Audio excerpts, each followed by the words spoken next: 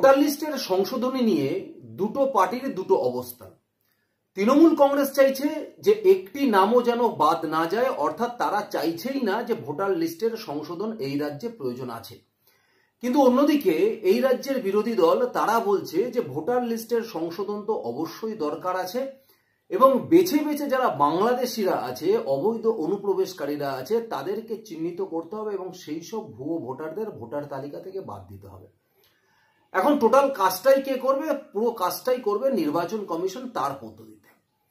কিন্তু আমরা যারা ভোটার, যারা বুথ কেন্দ্রে ভোট দিতে যাই, আমরা যে বুথের বাসিন্দা, কোনোদিন আমরা ভোটার লিস্ট বা বুথের সেই লিস্টটাকে নিয়ে কিন্তু খুলে দেখি না যে সেই বুথে বা ভোটার লিস্টে যাদের যাদের নাম আছে তারা সবাই সত্যি আমাদের বুথেই থাকে কি না।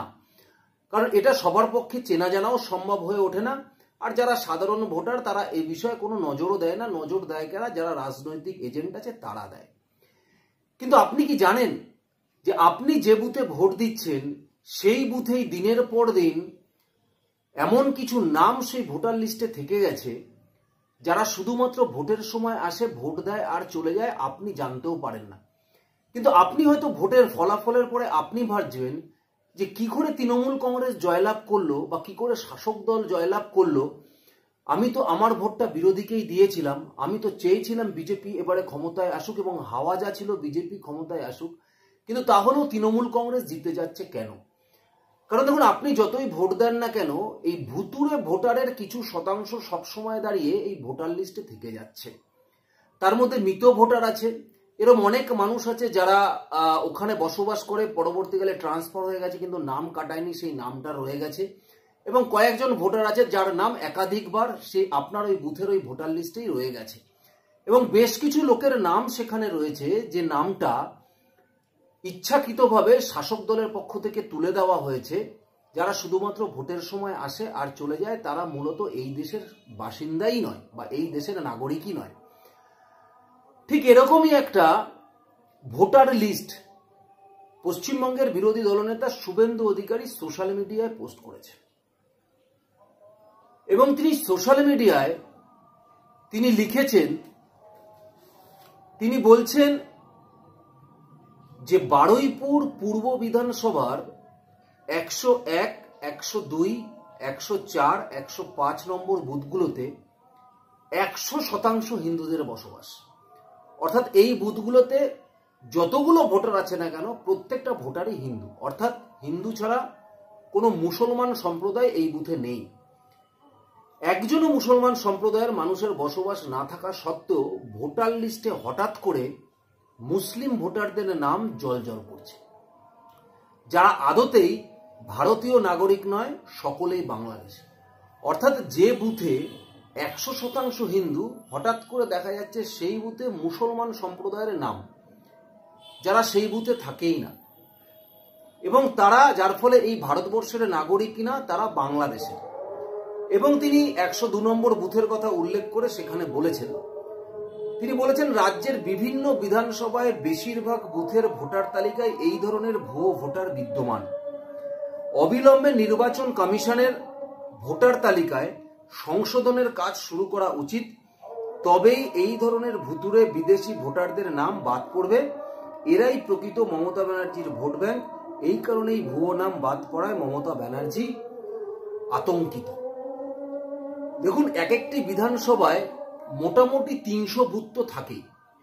এখন 300 বুথে যদি প্রত্যেকটা বুথে আপনি ধরে নেন যে 30টা করে এরকম ভুয়ো ভোটার ঢুকিয়ে রাখা হয়, তাহলে সারা বিধানসভা মিলিয়ে না হলেও প্রায় 9000 ভুয়ো ভোটার কিন্তু এখানে থাকে। অর্থাৎ সেই 9000 ভোট শাসক দলের পক্ষে পড়ছে।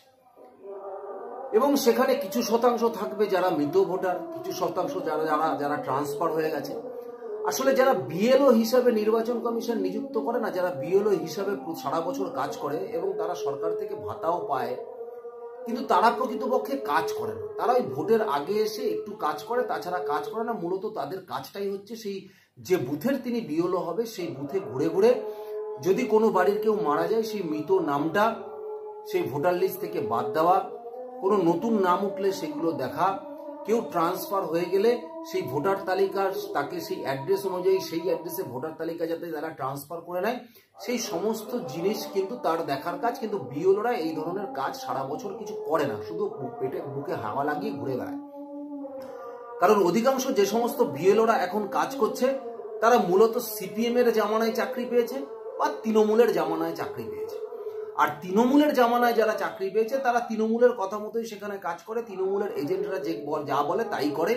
আর সিপিএম এর জামানায় যারা কাজ করেছে তারাও মূলত এখনো যখন পাড়ায় পাড়ায় কাজ করে, তারাও ওই তৃণমূল কংগ্রেসের নেতাদের, প্রধানকে বা কাউন্সিলরকে, চেয়ারম্যানকে তাদের ধরেই কিন্তু কাজ করে। কারণ অধিকাংশ দেখবেন বুথ লেভেলে বিএলও আছে, পঞ্চায়েতে যারা কাজ করেন বা পৌরসভায় যারা কাজ করেন এরকম।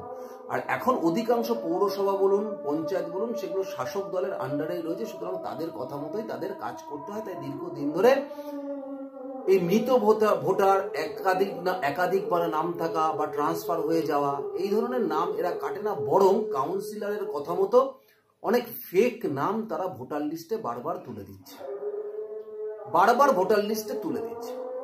সুতরাং এই জায়গাটায় দাঁড়িয়ে পশ্চিমবঙ্গের বিরোধী দলনেতা বারুইপুর পূর্ব বিধানসভার আজকে 6টা বুথের উদাহরণ তুলে ধরেছে। আপনি ভাবুন সারা পশ্চিমবঙ্গে এরকম 80,000 বুথ, যেটা এবারে বেড়ে 90,000 হবে। সুতরাং প্রতি বুথেই যদি এই 30 জন 35 জন করে এরকম ভুয়ো ভোটার ঢুকে থাকে, তাহলে এই সংখ্যাটা কত গিয়ে দাঁড়ায়, কত লক্ষ গিয়ে দাঁড়ায়, আপনি নিজেরাই কল্পনা করতে পারবেন বা নিজেরাই হিসাব করে নিতে পারবেন। সুতরাং যেভাবে এই পশ্চিমবঙ্গকে আজকে স্বচ্ছতায় নিয়ে যাওয়ার জন্য, ভোটার লিস্টে স্বচ্ছতা করার জন্য যেরকম নির্বাচন কমিশন এই এসআইআর প্রক্রিয়ার মধ্যে থেকে তারা চাইছে যে ভোটার লিস্টের ভুয়ো ভোটারকে শেষ করতে, ভুয়ো ভোটারবিহীন ভোটার লিস্ট তৈরি করতে, সেরকম আমার আপনার প্রত্যেকেরই কিন্তু সজাগ থাকতে হবে, প্রত্যেকেরই সচেতন থাকতে হবে। যদি কারোর চোখে কোনো ভুয়ো ভোটার নজরে আসে, তাহলে সেগুলোই অবশ্যই এইভাবে তুলে ধরতে হবে মানুষের সামনে বা নির্বাচন কমিশনে সেগুলো মেল করে হলেও অভিযোগ জানাতে হবে। কারণ একটা জিনিস মাথায় রাখবেন, যে কাজের দায়িত্ব নির্বাচন কমিশন, কিন্তু পশ্চিমবঙ্গবাসী হিসাবে আমাদেরও দায়িত্ব এবং কর্তব্য আছে যে আমরা আর আমাদের ট্যাক্সের টাকায় অবৈধ বাংলাদেশি, অবৈধ রোহিঙ্গাদের আর আশ্রয় দেব না। আমাদের ভবিষ্যৎ সুরক্ষার জন্য অবৈধ বাংলাদেশিদের তাড়াতে হবে, ওই রোহিঙ্গাদের তাড়াতে হবে, এবং আমাদের ভবিষ্যৎ সুরক্ষার জন্য গণতান্ত্রিক পদ্ধতিতে এই পশ্চিমবঙ্গের বাসিন্দা তারাই ভোট দিয়ে আগামী দিনের সরকার নির্বাচন করবে, যাতে সেই ভোটের মধ্যে কোনো বাংলাদেশি না ঢুকতে পারে, কোনো অনুপ্রবেশকারী বা কোনো রোহিঙ্গার জায়গা না হয়।